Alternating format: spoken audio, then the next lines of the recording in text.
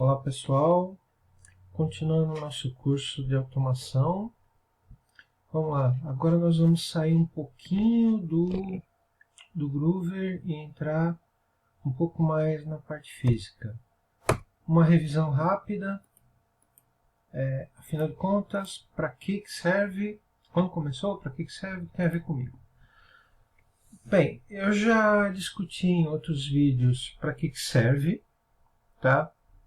Lembre-se que com automação você consegue uma maior eficiência, um rendimento, redução de custo, redução de desperdício, mais margem de segurança e principalmente, em primeiro lugar, sempre aumento da qualidade. Aqui é um exemplo só para vocês verem como a coisa pode ficar complicada. Isso é um exemplo hiper esquemático, tá? É um esquema super simplificado mesmo de uma planta industrial, no caso de amônia. Bem, por que automatizar algo assim? Bem, entre outras coisas, a amônia é um gás venenoso.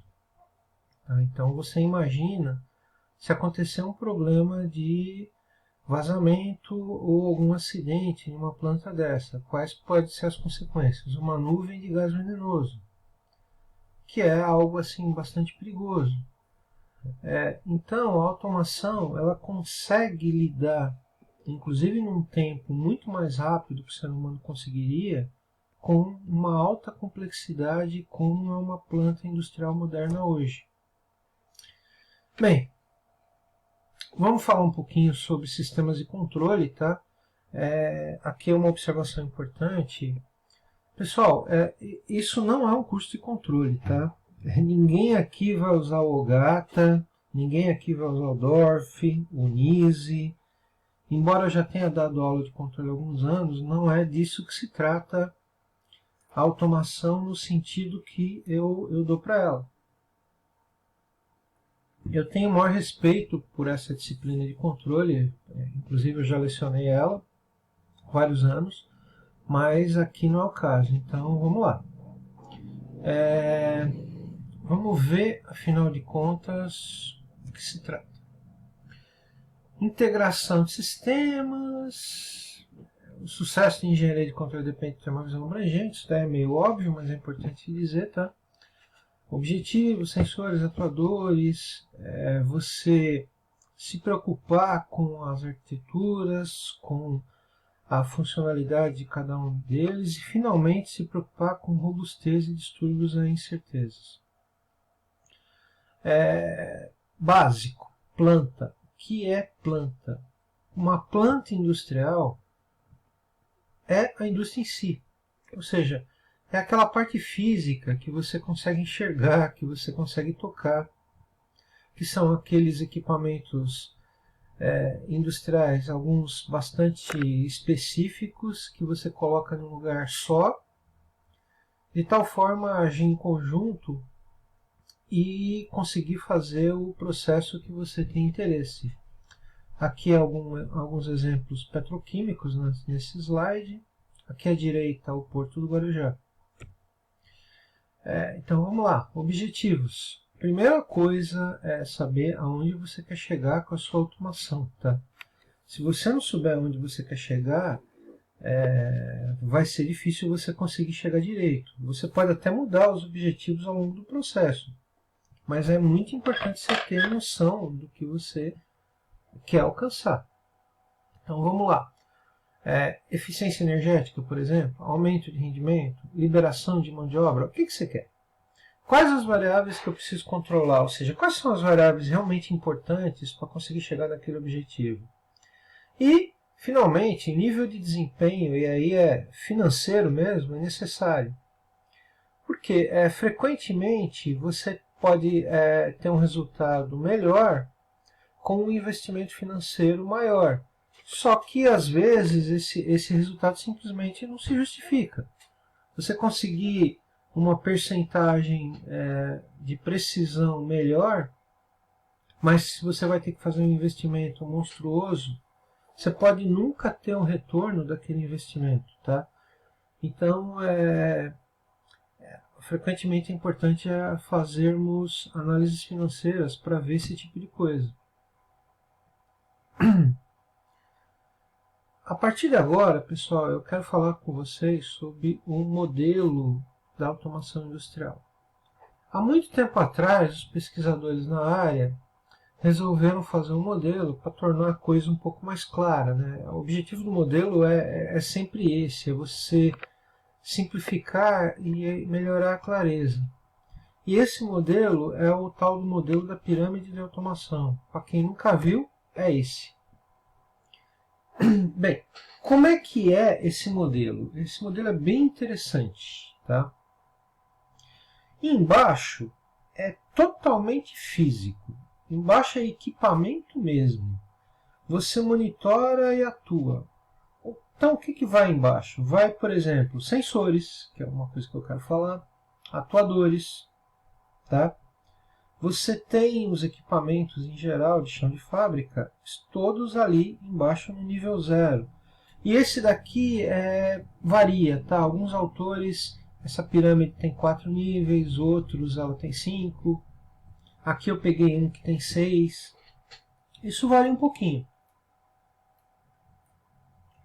Subindo um pouco do nível, você tem os controladores. Você imagina que, fazendo uma analogia, é como se fosse o cérebro. Tá? Existem os braços e os sentidos e os músculos estão todos embaixo. E em cima é o cérebro que dá a vontade para que aquelas coisas sejam feitas. Ok? É chamada de estação. Subindo um pouquinho ainda, no nível célula, você tem supervisão e controle. E aí entra, já começa a ter um predomínio de software. Tá? Os 2 primeiros níveis são razoavelmente físicos, embora o nível 1 seja misto. Você tem um equipamento físico, só que você programa ele. Então é meio termo entre física e software. Já o nível 2, ele é basicamente software. Aliás, a partir do nível 2, subindo a pirâmide, é software. Onde que você consegue supervisionar e controlar a produção, mas a nível de chão de fábrica. Tá? Subindo para o nível 3, você faz mais ou menos isso também, só que no nível já começando a entrar bastante no gerencial. O nível 4 é mais gerencial ainda, e o nível 5 é totalmente gerencial, corporativo. Só uma observação que eu sempre faço com os meus alunos, que é o seguinte: os níveis mais básicos, tradicionalmente, eram feitos por engenheiros, por exemplo, engenheiros elétricos, ou engenheiros de automação e controle. E os níveis superiores eram feitos exclusivamente para o pessoal de TI. O pessoal que fez carreira de TI mesmo. Tecnologia da informação pura. É muito difícil conseguir um profissional que atue em todos esses níveis. Mas tal profissional é muito interessante, porque é muito difícil uma pessoa só ter uma visão completa de todos esses níveis. Bem, aqui é uma explicação um pouquinho mais detalhada de todos esses níveis, tá? Nível 0, nível 1, o nível 2. Reparem que você vai sofisticando a coisa, vai virando cada vez mais software, cada vez mais TI e cada vez mais gerencial. Vira um sistema completamente gerencial até que chega lá em cima no nível 5, tá? No ERP, Enterprise Resource Planning, que é completamente gerencial. Aqui é a mesma coisa da pirâmide, só com uma figurinha um pouquinho mais bonitinha, não se preocupem muito com isso. E finalmente a gente chega lá embaixo, no chão mesmo, onde é o nosso primeiro assunto, que é sensores. E aqui é muito importante vocês lembrarem de um mote da automação em geral, que é o seguinte: se você pode medir, então você pode controlar. É muito complicado você tentar controlar aquilo que você não consegue medir, Porque aí, basicamente, você tem um problema de malha aberta. Tá? O normal é você buscar um problema em malha fechada, que é o que você talvez tenha visto alguma coisa nesse sentido na teoria de controle. Só que para fazer malha fechada, eu preciso saber o que está acontecendo. E como é que eu faço isso? Por meio de sensores. São sensores que, entre aspas, sentem o que está acontecendo no campo. A propósito, eu já vi muita gente cometer o erro de achar que sensor controla alguma coisa. Pessoal, aluno meu, por favor, nunca faça isso. O sensor não controla, o sensor sente, ok? Ele simplesmente dá uma medida de uma grandeza que está acontecendo, de alguma forma, transforma essa grandeza em um padrão elétrico coerente e manda isso para o controlador. Quem controla é o controlador. É óbvio que o sensor influencia, dependendo da programação do controlador, mas não é ele que controla. Tá? Vamos deixar isso bem claro de uma vez por todas. Vamos começar dividindo os sensores em discretos. E aqui na automação existe uma divisão que frequentemente é feita entre discreto e analógico. Bem, discreto é basicamente 1 ou 0. Ou o sensor está atuado ou não está atuado. Não tem meio termo, não tem valor intermediário. E analógicos são, teoricamente, infinitos valores entre 0 e 100%, mas na prática não é bem assim, tá? Existe uma discretização feita pelos equipamentos digitais. Como hoje em dia toda a automação é feita microprocessada, na verdade não existe sensor analógico puro, mas é o jargão da área, todo mundo chama de analógico. Bem, sensores discretos, o que ele faz? Ele está medindo alguma coisa, ponto. E de alguma forma isso é transmitido para o equipamento que está controlado, que está controlando a coisa. Por exemplo, um Process Controller. Aqui nessa figura é um PC Process Controller. Eu particularmente gosto do termo PAC, Process Automation Controller. É um controlador de processos de automação.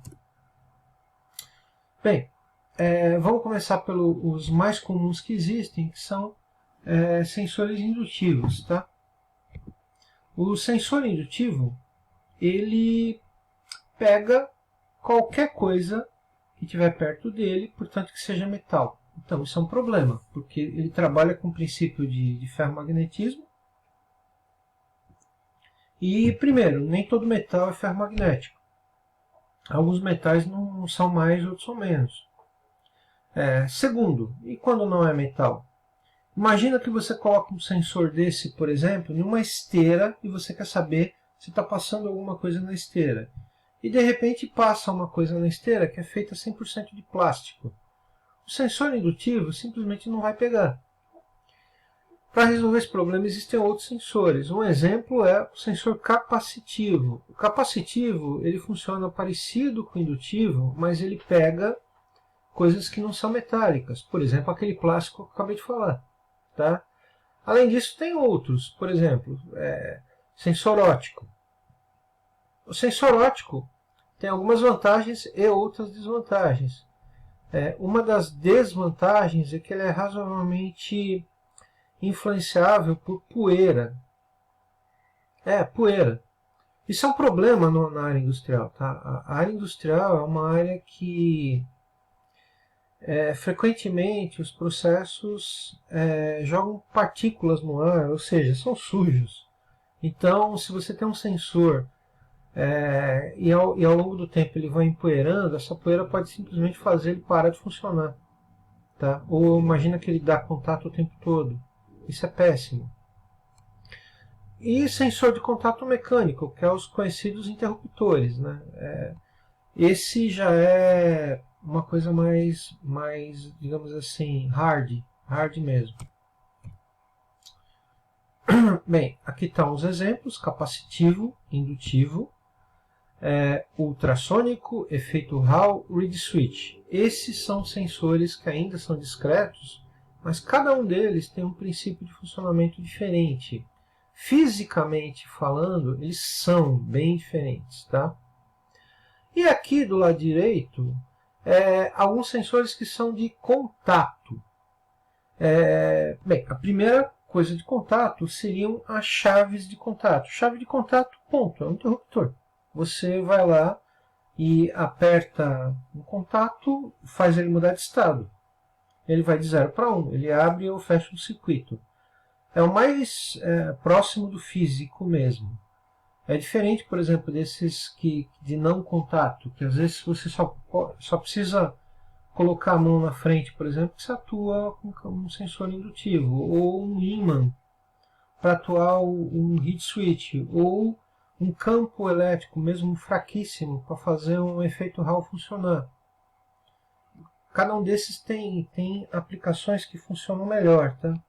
E os nossos encoders. Para quem não conhece o termo, o encoder é uma peça que você coloca no eixo de um determinado motor para você conseguir medir rotação daquele motor e posição daquele motor, tá? O encoder frequentemente ele faz isso, ele dá posição e velocidade. E ele é um equipamento extremamente versátil, usado para muitas e muitas coisas. Por enquanto é só.